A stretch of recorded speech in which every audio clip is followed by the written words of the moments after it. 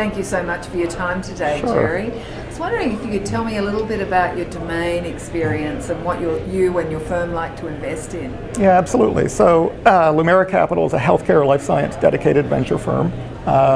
We were founded back in the late 1980s and got our start up in Canada before opening an office in the United States back in 2002 in Boston, which is the office that I opened up. Okay. And we invest across the across the board in life science companies, primarily developing biotherapeutics or therapeutic medical devices. We also invest in diagnostics and occasionally healthcare IT companies as well too. Right. Okay. And your background is in?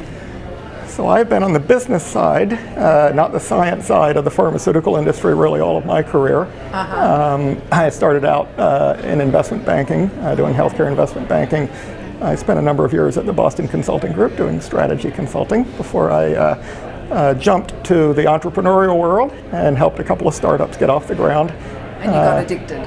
I got addicted, and I was drawn to the translation of innovation to the marketplace, I think, fundamentally, which is easier to see at small companies often than at larger companies. Yes. And that continues to be something that's very rewarding about the venture business as well, especially what we do, where hopefully the fruits of our company's labors are a cure for cancer, for example, and not something that's trivial.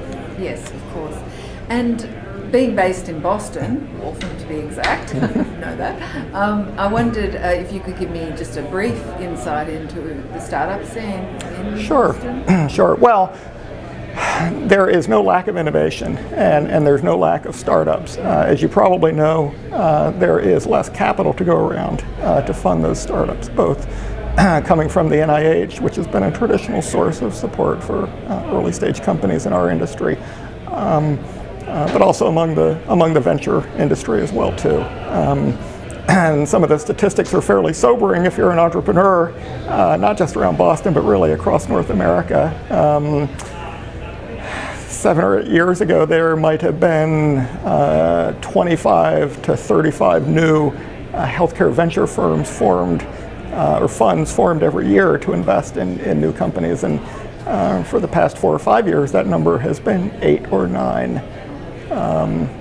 So 50 to 70% less capital to move innovation forward, and a lot less focus among, frankly, ourselves and our peers on the earliest stages of companies, which I think, as a matter of public policy, might have some unfortunate consequences down the road. And you were saying you invest all over the country. That is a better market for you? Or? Yeah, it's interesting. So as a firm that was, I'll say, a later entrant to the U.S. venture capital market, really coming in 15 years after our firm was founded, but only really 2001 as an investor, we have always found a great deal of success in some of the markets outside of Boston or San Francisco, the Southeast, the Midwest, the Great Lakes states, the Pacific Northwest. Geographies where there is a lot of innovation and often a lot of early stage capital available to get companies a certain point, but very little venture capital competition at the later stages. And some of our best investments have come from these geographies that are, call them at least one connecting flight away from the centers of gravity in the venture world. Well, great that you extend your horizons and don't just focus on the local market. And I know that really the venture industry is going through the throes of big transformation, and particularly with the Jobs Act last year and other situations. What do you see as the future for venture capital, and what does the industry need to do to move ahead? Yeah. Well, we're optimists. I think all of us in the venture business at heart are optimists. So we're very optimistic about what the future is going to provide, not just in new innovation, but in investor returns as well too. Right.